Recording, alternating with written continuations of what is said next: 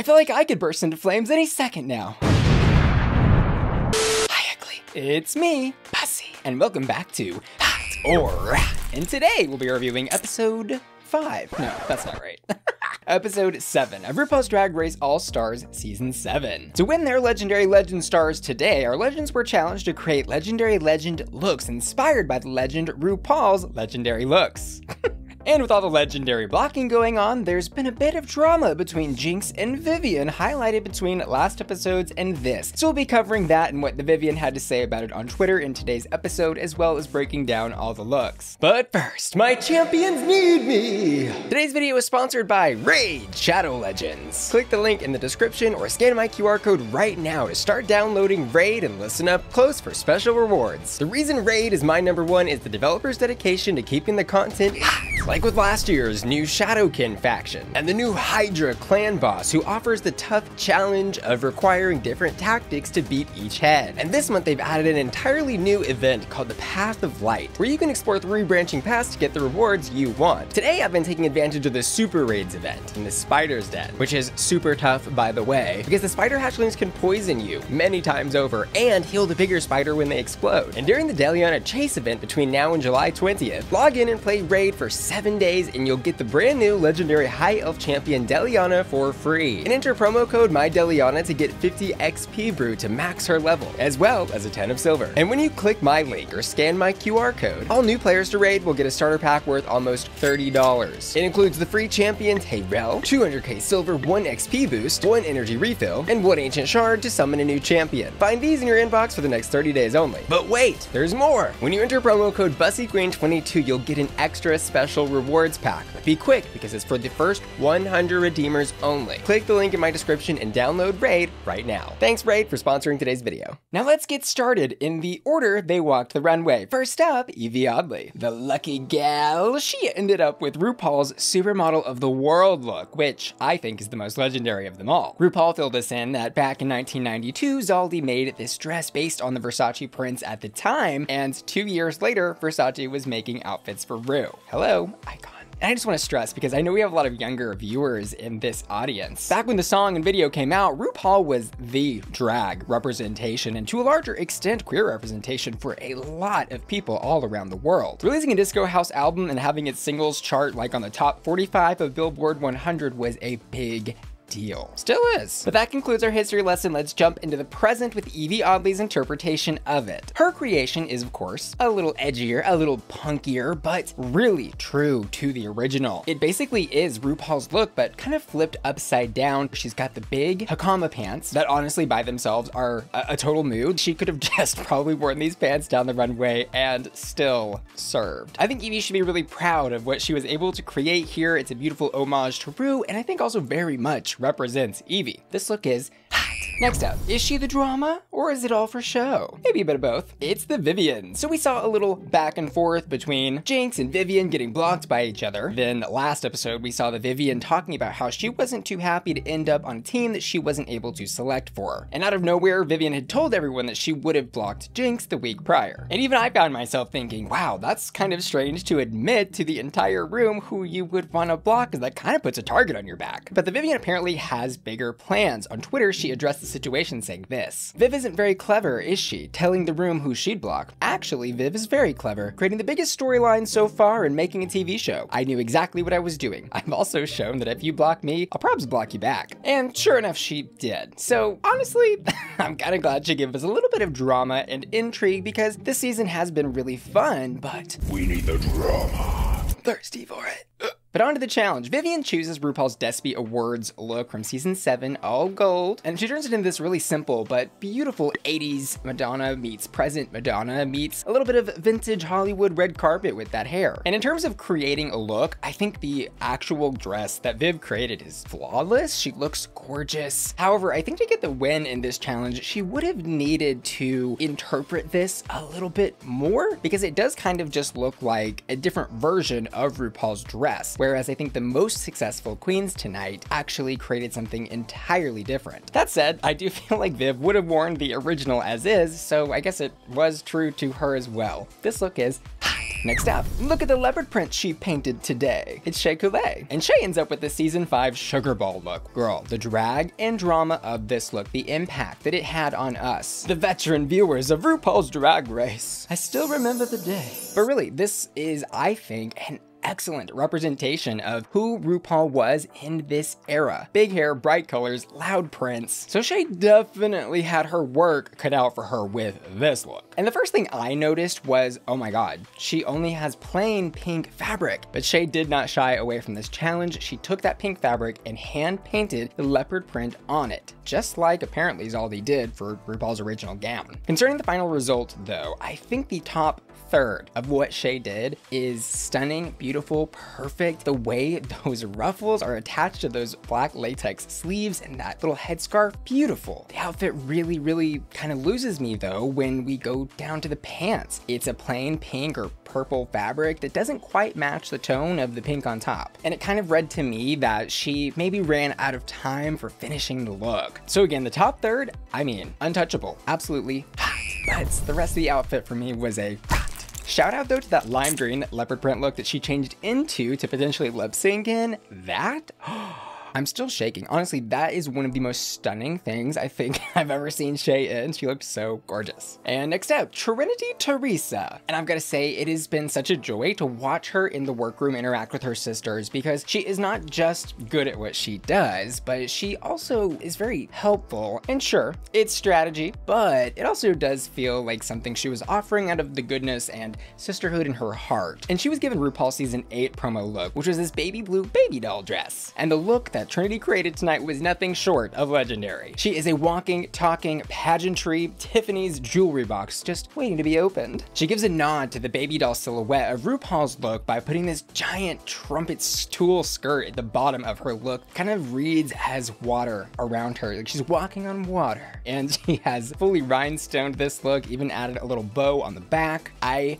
was originally expecting when she would turn around, there would be a little cutout with some skin showing, but she showed some restraint and kept the classiness in there, and an homage to Mother. This look is legendary. Next up, the OG Design Challenge winner, Raja. So this is now our second design challenge, and if I were a betting woman, I would have said that Raja probably would have been able to take home a legendary legend star for both of these challenges. The first time I do think very justifiably Raja could have been put in that top 2, but this was her chance for redemption. And we see her start to put together this kind of cage looking tassel contraption, and I still had hope at this point. Fast forward to the runway. It's very Saint-Tropez. Meets Burning Man, rave girly art installation meets Jiggly Caliente's apocalyptic couture look. Girl, Miss Raja said, I'm gonna put everything on this look, the kitchen sink and whatever I can find at the garbage disposal. Of the question though, if this look looks inspired by Ru's, I would say, sure, yes, absolutely. But was the legendary look legendary status? At the end of the day, no, I don't think so. It at least is a good conversation piece, but it just is not a good look. There's too much going on. Pieces are not constructed well enough to stay up while she's walking, and I think she started teasing it and just pissed it off. This look is a Next up, back at the old Western Saloon, we've got Jinkx Monsoon, and every single episode that there is no drama, I am at least happy and thrilled that we have Jinkx Monsoon in the workroom to entertain us. And the look she ended up with was RuPaul's Down Under look, which was a purple dress. Remember, she had purple in the first design challenge too. Her first iteration of the look is a corset that she glued together without putting on the mannequin, so it didn't fit. And I was a little worried, but what she finally ended up with on the runway, I was pleasantly surprised with. She hit the asymmetrical shoulder moment that Ru has on in this look. She went for a Western saloon type fantasy. She is perhaps the madam of the saloon. And I think it was really smart for her, being a professed, not great sewer, to go for a look that has this huge bustle on the back that is stacked with ruffles, which can, no shade intended, be stacked together using hot glue, I think a lot easier than using a sewing machine. And the look is very Jinkx. She's giving us a bit of camp, a bit of silliness, and some interesting makeup. I was wondering where her lips were, because she kissed him off. This look is a very safe for me. Next up, the one, the only, the supreme Jaida Essence Hall. Y'all, a moment of silence for the slayage that Jaida Essence Hall put on the runway today. How about another one? maybe a third. Have a third moment of silence for this. Look at this look. She was challenged to create a look based off RuPaul's 2000s Diva tribute to Diana Ross. And this was another look that, had I been there, I would have been super nervous to do because Mother Ru looks so damn good in the original. Like, wow. The legs? Back when she showed leg. Wow. And doing Diana Ross inspired stuff for Ru, whew, she's a tough critic. But Jaida not only did the assignment, she also did the extra credit. The construction of this gown with the crazy giant sequin fabric that she had and the fur that she complemented it with in a nod to the original in a unique silhouette that is similar but different to RuPaul's, and the hair. Come on, the hair. I just can't express how truly happy I am to see Jaida thriving in this competition. And I think I'll go ahead and say it. This is one of my favorite looks that I have ever seen on the runway of RuPaul's Drag Race. This look is legendary. And finally, Monét Change.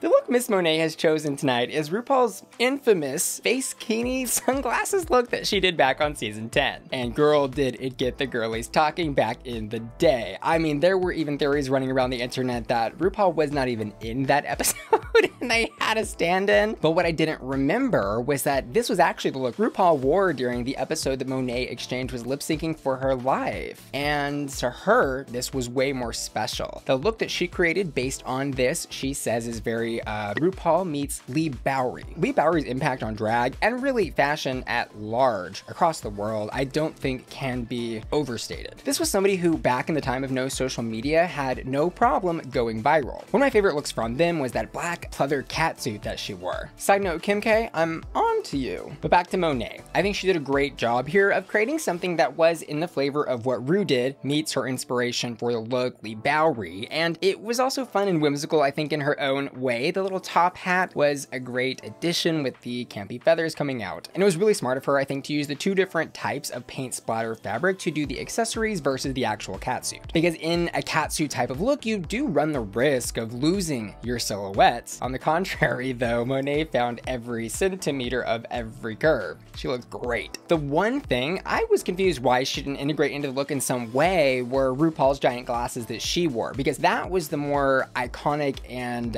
unique to Ru piece of the look that Ru wore, but I do still think this look was hot. And as for our winners this week, we've got a sequel. Trinity and Jaida take the win again, their second time sharing the top 2 placement for a design challenge. And this top 2, I mean, I don't think anyone could seriously debate that anybody else should have been in the top. These two were, I think, just one step above everybody else tonight. And as for the lip sync, I did react to that as well as the runways over on my Patreon at patreon.com/BussyQueen. That's my members only website where my patron family can get exclusive member benefits like early access to my videos, access to exclusive videos, and access to the Bussy Queen Discord server. You can join by clicking the link in the description of this video. See you there. Trinity does go, I guess, the extra mile here and slides right into Jaida Essence Hall's DMs. I was a little nervous. I was like, oh my god, are we gonna have a drag is not a contact sport moment? But we didn't, and it all turned out good. Trinity took home the win. As a reminder, last time these two lip synced, Jaida took home the win. And Trinity chooses to give the block to Yvie, oddly. And strategically speaking, I think this made the most sense looking at who has the most stars, because as of this challenge win, we've got Jaida with 3, who she can't block, Jinkx with 2, who's already been blocked a lot of times, Monét, Raja, Shea, and Viv with 1, herself with 2 now, and then Yvie with 2, who, as all the queens are noticing, was kind of in the background, episode 1s, 2, 3, and all of a sudden turned up the heat. And as for my hottest tots, I choose Jaida Essence Hall. I also asked my patrons to vote for their hottest tots, and this week they've chosen Jaida Essence Hall. But I'd love to know what y'all are thinking down in the comments below. I also want to say thanks for watching today's video, and I want to give an extra special thanks to today's video sponsor, Raid Shadow Legends, who you can check out using the link in the description of my video. Don't forget, the first 100 redeemers will be able to use code BussyQueen22 and get an extra special rewards pack. I also want to say thank you so much to my generous patrons for making my channel possible, and give a special shout out to Adrian Burwinkle, Aiden the Individual, Alessandro 420, Alicia, Angel, Cyrus, Dark-Sided Otter, David Webb, Tiki, Felicia, Frankie, Hector, JB Jeffrey Joseph, Josh Marchant, Kyle Hermes, Laura, Sat, Lewis Labrador, Ruff, Mark James, Matthew Burns, Matthew Bauer, Maxila Wow, Michelle, Your Bell, Miss F, Neely, Sailor, Steven, Topher, Wheelie, and Will and Tan, who are all supporting me at my Bussy Queen Collector tier. See y'all later. Love ya. Bye. Legendary, legendary, legendary.